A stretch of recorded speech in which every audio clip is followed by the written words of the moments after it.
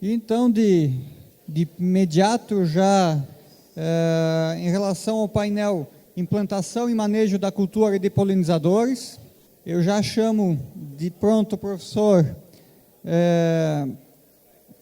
Afonso Hort. Professor Afonso Hort é professor da Universidade Federal de Santa Catarina, uma vasta experiência e conhecimento na área de polinizadores e polinização, e vai nos trazer, com toda certeza, bons argumentos para a gente tratar bem da nossa tão querida Mamangava.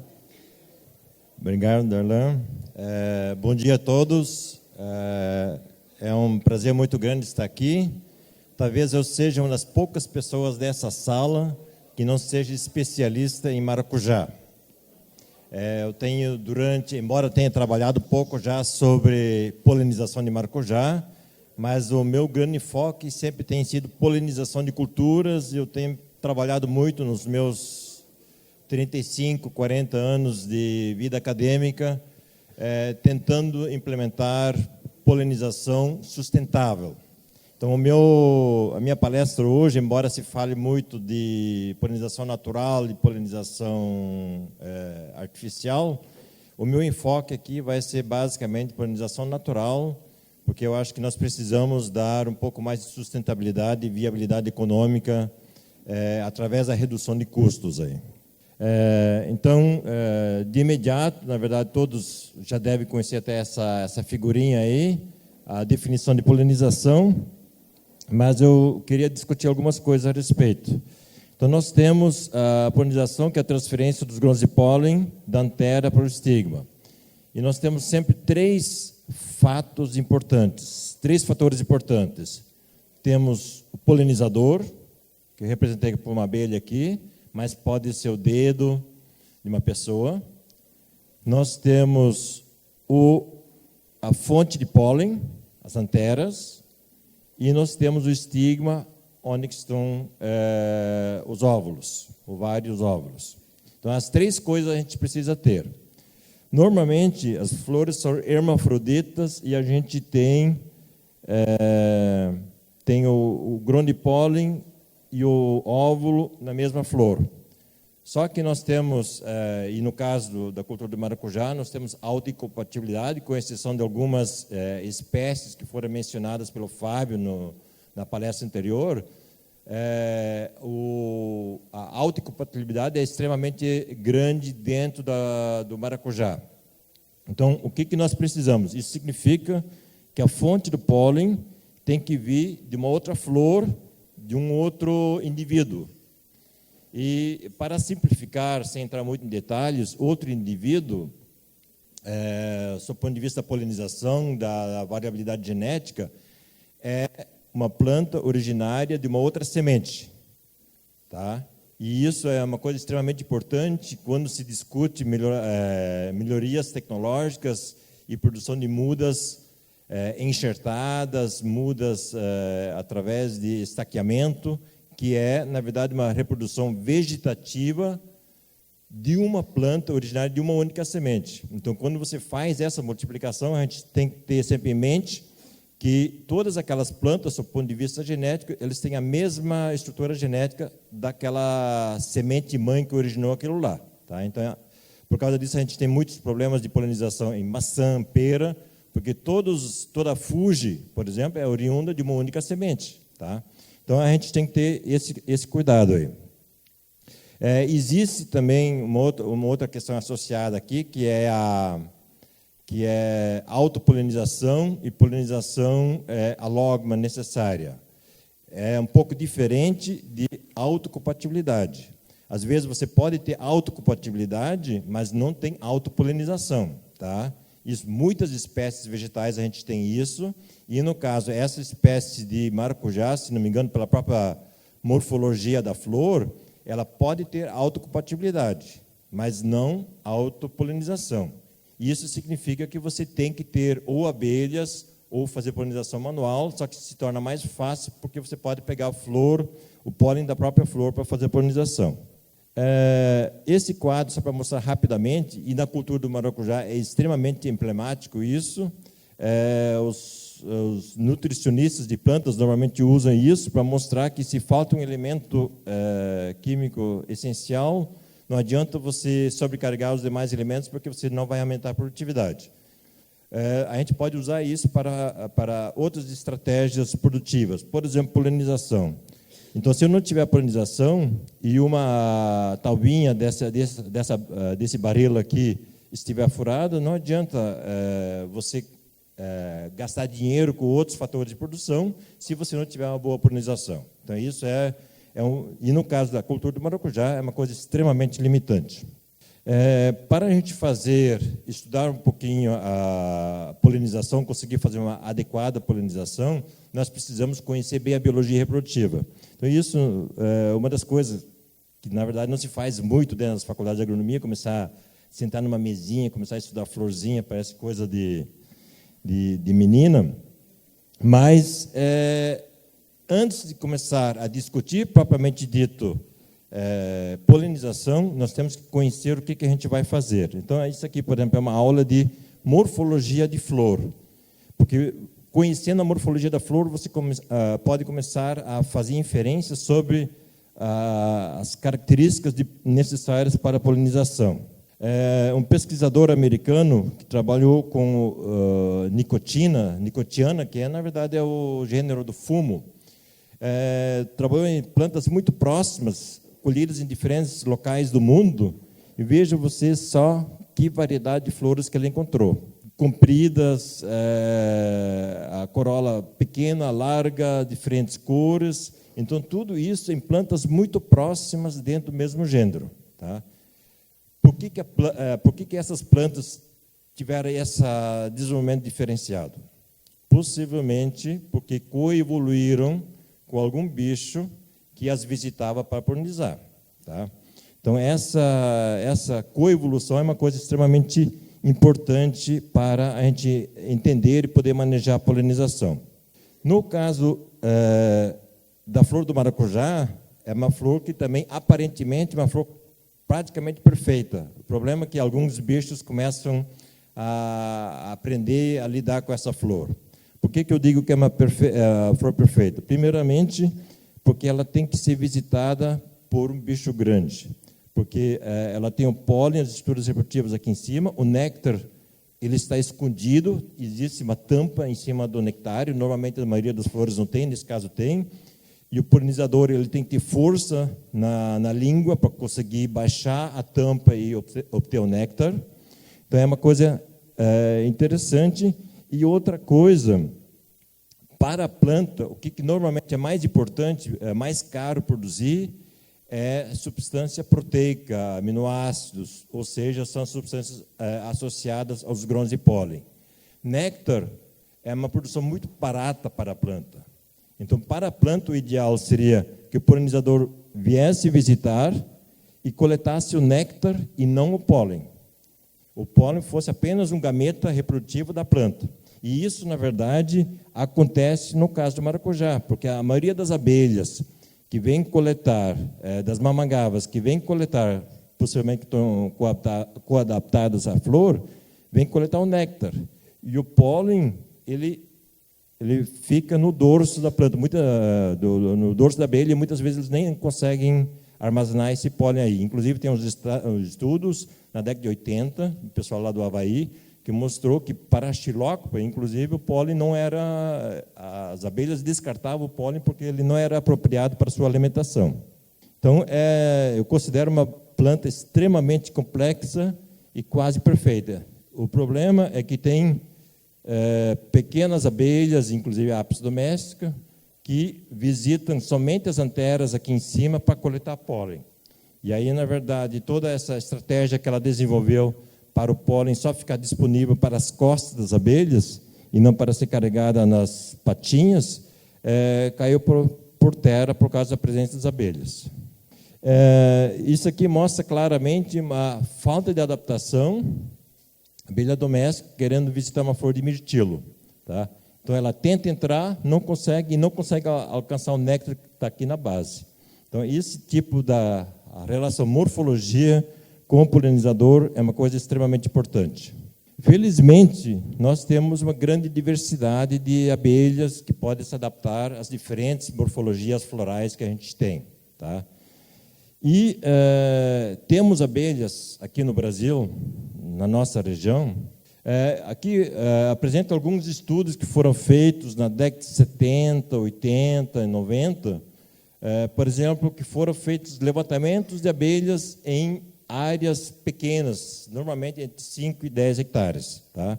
Vocês vejam aqui, 167, isso aqui na região do aeroporto de Curitiba, Alexandra, 122, Ilha do Mel, 75,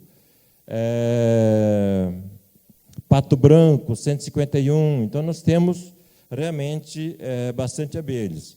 Inclusive, tem um estudo que eu fiz, né, mostra que estou há bastante tempo já nessa lida com abelhas, com polinização, 1983, possivelmente muitos de vocês não tinham nascido ainda, e que mostra que realmente nós temos uma grande diversidade de abelhas. Qual é o problema dessa diversidade de abelhas? Claro, a gente tem que, num sistema mais ecológico, nós temos que tentar trabalhar com todas elas. Mas se nós quisermos trabalhar artificialmente, a maioria dessas espécies são solitárias. Solitárias significa que cada ninho de abelha tem apenas uma forageadora. Normalmente é a fêmea que é produzida aí. Então, é muito difícil você, por exemplo, numa colmeia de abelhas que você leva para dentro do pomar de maçã, você tem facilmente 20 mil abelhas, devemos ter 50 até 60 mil abelhas na colmeia, mas pelo menos 20, 25 mil abelhas exclusivamente dedicadas a visitar flores. Então, praticamente, com uma colmeia, 2 colmeias, você quase visita 1 hectare de maçã. E no caso dessas aqui, você teria que ter 20 mil ninhos diferentes. Existem, às vezes compensa você desenvolver tecnologia. Esse aqui é um campo de produção de semente de alfafa, no Canadá, que é uma abelha solitária, uma Megachilidae, e aí eles criam, tem pequenos tubinhos aqui dentro. Então, dentro desses tubinhos, elas fazem os ninhos, aí criam casinhas no meio da lavoura, e aí tem milhares e milhares de ninhos dessa abelha solitária que visita as lavouras de alfafa. Então, é possível. Isso aqui é muito mais complexo com essa abelha do que você, eventualmente, fazer isso de uma forma organizada com xilopa dentro do pomar de maracujá. Então, é possível trabalhar com essas abelhas solitárias. Infelizmente, então, em função da falta de tecnologia e da falta de sociabilidade das espécies, o que a gente mais tem explorado mundo afora é a Apis mellifera. E ela tem funcionado para grande parte das culturas que têm flores fáceis de ser manejadas pelo polinizador, que não tem estruturas restritivas como a flor do maracujá. Só para mostrar um exemplo, nós aqui no Brasil trabalhamos muito pouco com polinização dirigida. Esse aqui é um dado da Vera Imperatriz, lá da USP, que ela colocou em 2004. Hoje não foge muito disso, mas no máximo nós devemos ter atingido em torno de 100 mil colmeias de abelhas. Não significa colmeias de abelhas que nós temos aqui no Brasil, temos muito mais, mas colmeias de abelhas direcionadas para a polinização, 100 mil. Só para comparar com a Coreia do Sul, um trabalho de 2011, eles têm um tiquinho de país aqui, ó. Eles têm 500 mil colmeias de apis voltadas para a polinização, e olha, veja só, tem 64 mil colmeias de mamangavas voltadas para a polinização. Praticamente, o que eles têm de colmeia de mamangava é o que nós temos de colmeia de apis voltada para a polinização aqui no Brasil. E compare a diferença dos dois países aí. Então, realmente, nós temos um potencial muito grande para desenvolver essa área e prosseguir. As flores de maracujá, de uma maneira geral, elas são, em muitos locais, por exemplo, nos Estados Unidos, elas são utilizadas como ornamentais, não só porque a flor tem uma beleza natural, mas também porque eles atraem muitos visitantes florais e, eventualmente, predadores das folhas. Então, por causa disso, o problema de atratividade de flor de maracujá nunca tem sido problema. Na verdade, por causa dos recursos que ela oferece. Existem algumas flores, esse aqui é um trabalho, cadê o Abel? Esse aqui é o trabalho que a Generosa fez lá no Amazonas. Então, é uma espécie de maracujá, uma das poucas espécies de maracujá que eu vi que abelhas pequenas conseguem polinizar. Então, essa aqui é uma partamona, se não me engano, que é uma abelha sem ferão. Inclusive, elas são menores que a apis mellifera. Mas, de uma maneira geral, a estrutura das flores força a polinização por flores grandes. Essa cincinata, se não me engano, é polinizada também, não tanto por bombos e xilócopa, que são as mamangavas maiores, mas polinizada principalmente por oxeia e por algumas outras espécies um pouquinho menores.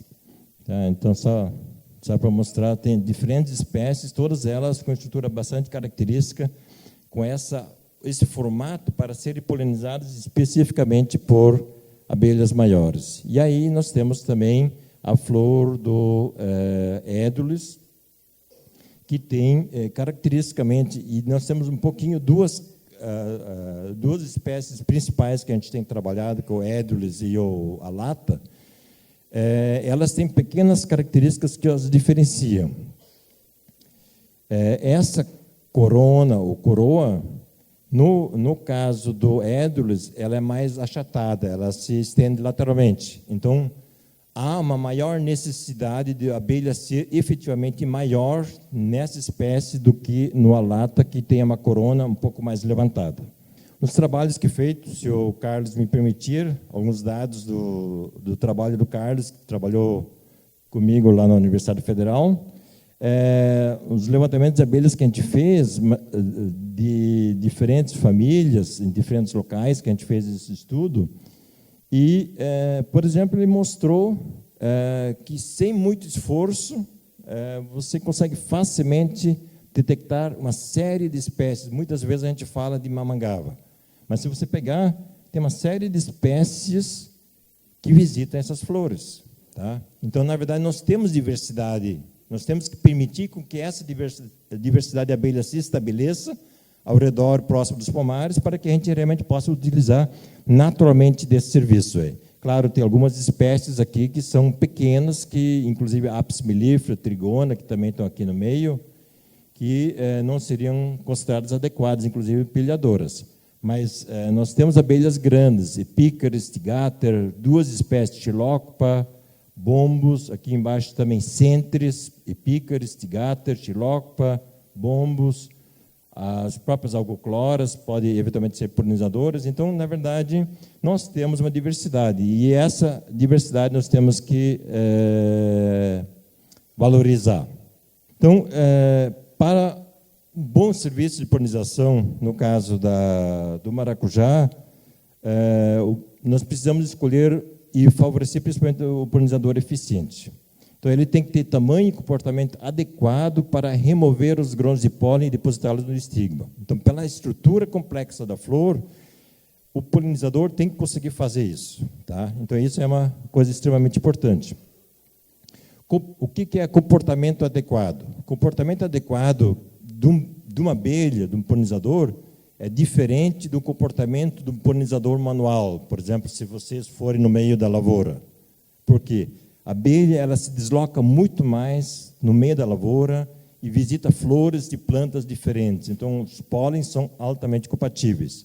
Uma pessoa, normalmente, eu não mexo nessa árvore, depois me desloco 50, 100 metros para fazer outra polinização. Eu vou, no máximo, em zigue-zague, e vou sempre pegando as flores próximas de mim para ter maior rendimento. Então, a abelha, como polinizador, é altamente eficiente. Todos os estudos que têm sido feitos para mostrar a maior rendimento da polinização artificial ou manual em relação à polinização natural, na verdade, reside num único problema, que, inclusive, vocês devem ter rendimentos no mínimo dobro, triplo, 5 vezes mais. O problema central é presença de abelhas. Se você tiver abelhas, mamangavas, você pode ter uma polinização possivelmente muito maior do que a própria polinização natural. Então, a questão central é a presença das abelhas. Nós precisamos ter fidelidade a flores. Não temos tido muito problema com as mamangavas, as flores de maracujá. Alta frequência de visitas, então realmente nós temos que ter abelhas e ser abundante durante todo o período. Qual é um dos problemas, por exemplo, uma das abelhas que eu considero que sejam altamente benéficas para a gente trabalhar com polinização de maracujá? As mamangavas do gênero bombus, tá? Porque elas são sociais. Você tem algumas espécies, nós temos 6 espécies aqui no Brasil.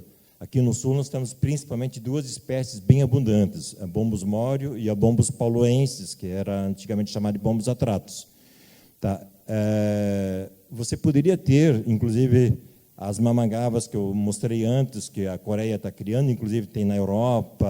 A tecnologia, na verdade, surgiu na Europa por conta da perenidade da produção olerícola em estufas durante o inverno.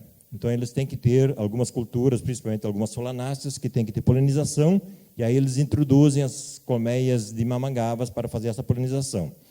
Então, nós podemos fazer isso também aqui. O grande problema é que as nossas espécies, elas têm ciclo anual. Normalmente, elas começam uma rainha virgem a fundar um ninho em setembro, final de agosto, setembro. Ela funciona como operária, então nós temos apenas uma abelha nesse período, no ninho, e ela, a partir do momento que ela põe os primeiros ovos, começam a nascer as operárias. E essas operárias vão começar a trabalhar, e daqui a pouco você vai ter uma grande população de operárias.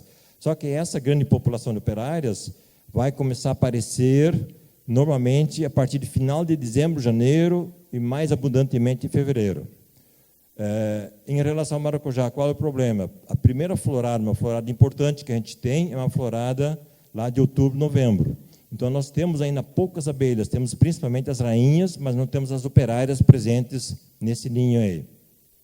Então, essa é uma dificuldade que nós teríamos para usar a população natural dessas mamangavas.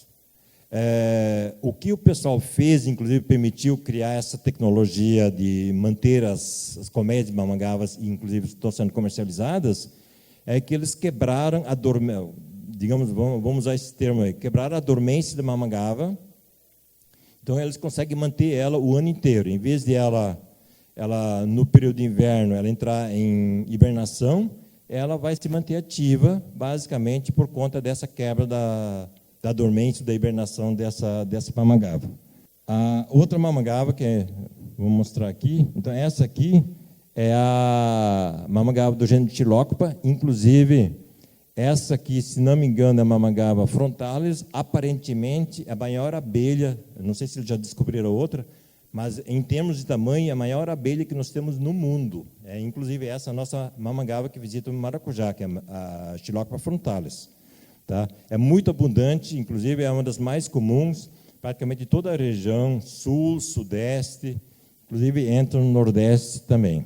E, então, ela talvez seja mais importante e eficiente como polinizadora pelo seu tamanho do que a própria bombus. O problema é que essa abelha ela é solitária. Então, novamente, nós temos que ter, aquela que faz os buraquinhos dos tocos de árvores. Nós temos que realmente caprichar, colocar uma grande estrutura para eles poderem nidificar, para a gente ter abelhas suficientes dentro do pomar. Próximo aí. Inclusive, eu até queria fazer um comentário aí, não sei quem tirou essa foto aí. Esse aqui é namorado dessa aqui, tá? Normalmente, essas abelhas amarelinhas não visitam muita flor, porque são os machos, e os machos normalmente só vão se alimentar. As fêmeas, que na verdade coletam pólen e néctar para levar para o ninho. Então, apenas um comentário. Então, essa são 2 espécies que nós temos, principalmente aqui, digamos, falando mais especificamente para o pessoal aqui de Santa Catarina. Nós temos 2 espécies de Ptilocopas que são extremamente abundantes e são fáceis de multiplicar. Apesar de elas serem solitárias, elas têm uma característica biológica que é muito importante. São gregárias. Então, o que significa isso? Abelha, as filhas procuram instalar o ninho próximo da mãe. Então, se você tiver um monte de madeira, as abelhas começam a nidificar tudo naquela madeira. Então, essa aqui é a bombus, só que é uma rainha de bombus, os operários são um pouquinho menores, também muito bem adaptada.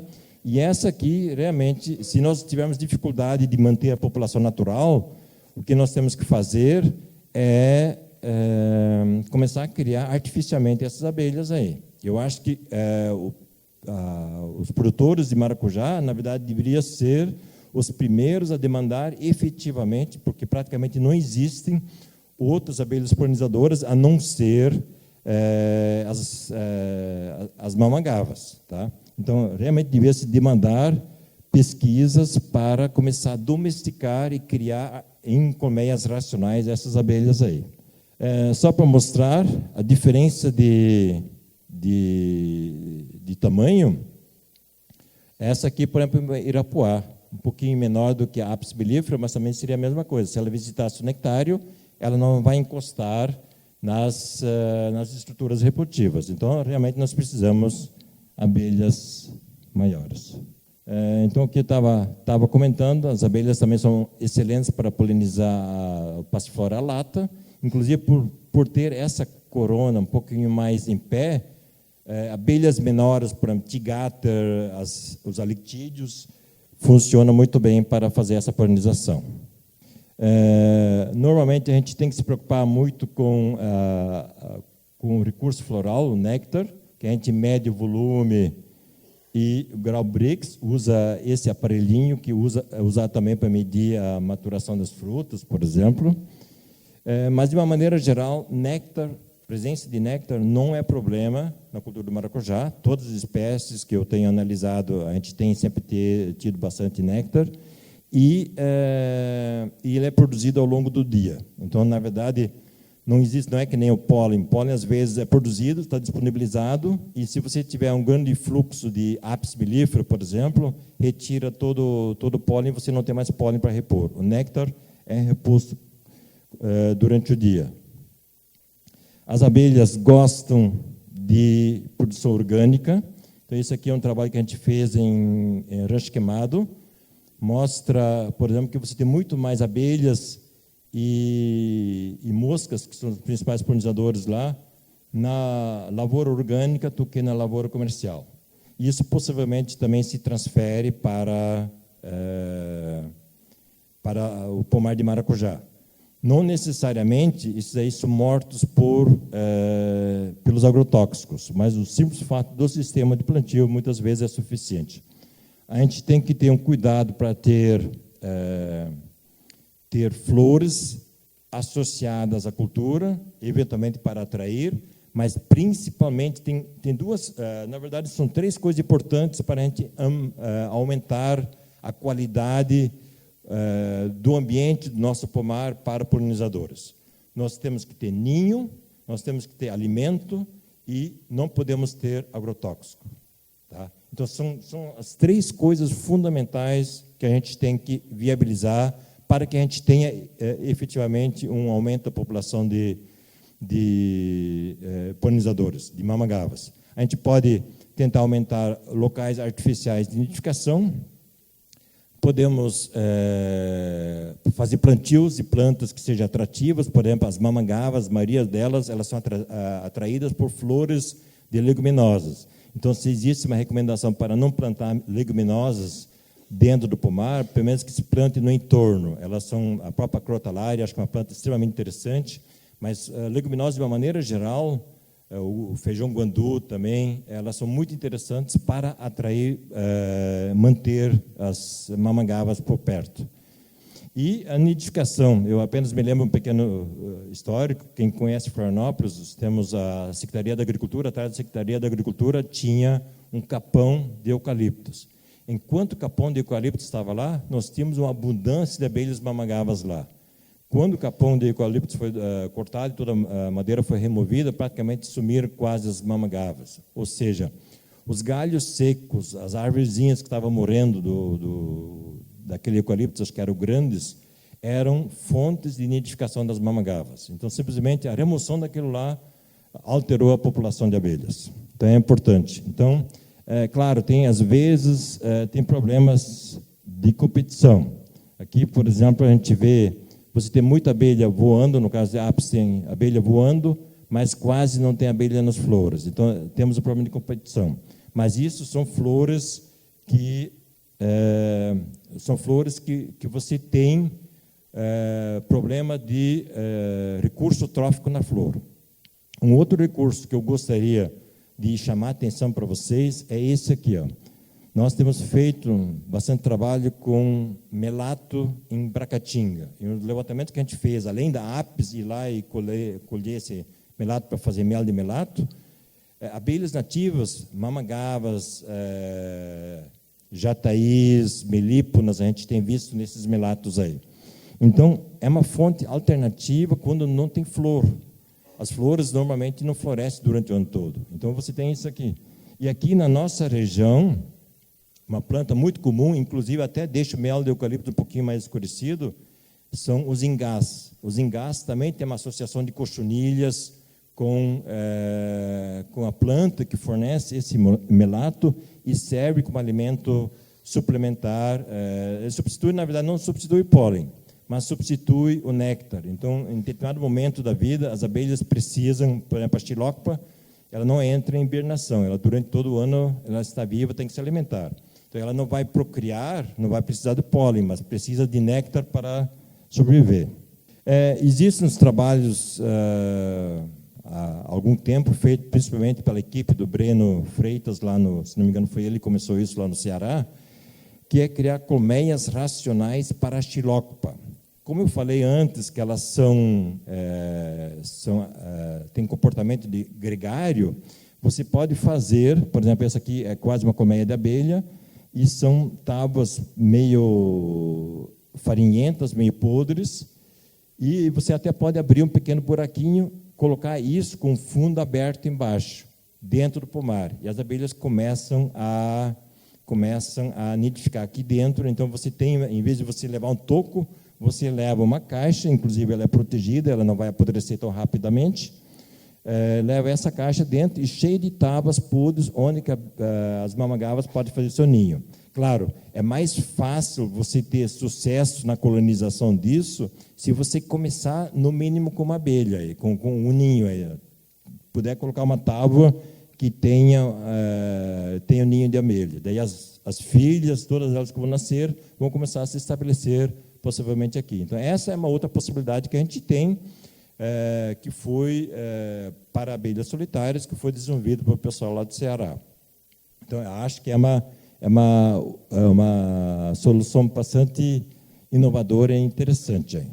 Bom, os problemas já falei para vocês. Então, os grandes problemas que a gente tem para termos uma boa população de polinizadores naturais são a fragmentação dos ecossistemas, quer dizer, cada vez menos mato, áreas de ocorrência natural dos polinizadores temos, utilização excessiva de agrotóxicos. Eu gostei daquele depoimento da professora lá do Paraná, que falou que eles fazem a pulverização à noite.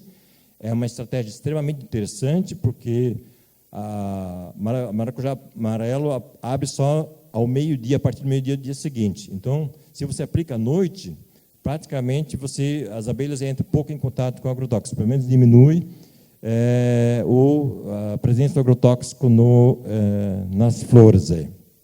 Doenças, introdução de plantas transgênicas, são todos os problemas que nós temos aí. Eu participei há uns 15, 20 anos, vim ministrar alguns cursos aqui nessa região, na década de 90, sobre a cultura do maracujá. E eu me lembro lá, naquela época, nós tínhamos vários pomares de maracujá instalados no meio das áreas de arrozeiras, ou seja, longe de todo e qualquer reflorestamento. Então, isso foi, na verdade, um problema para você conseguir implementar presença de polinizadores. O ideal seria você instalar os pomares próximos de pequenas reservas florestais ou, no mínimo, capoeiras. Não precisa ser mata nativa, pode ser capoeira secundária também. Então, além do desaparecimento, nós temos as mortalidades criadas, inclusive nós temos uma flutuação muito grande, da mesma forma que nós temos flutuação da população de apis mellifera, nós temos flutuação com as abelhas nativas. Isso em várias pesquisas tem sido demonstrado. Inclusive nós fizemos isso, um estudo bastante profundo lá com a Aroeira, lá em Florianópolis. Então, você tem essa flutuação, muitas vezes elas são climáticas. Então, por conta do clima, você tem essa presença. Patologias, por exemplo, os vírus que estão atacando a apis estão começando a atacar as mamangavas, também já têm sido estudados. Então, esse é um problema que a gente tem.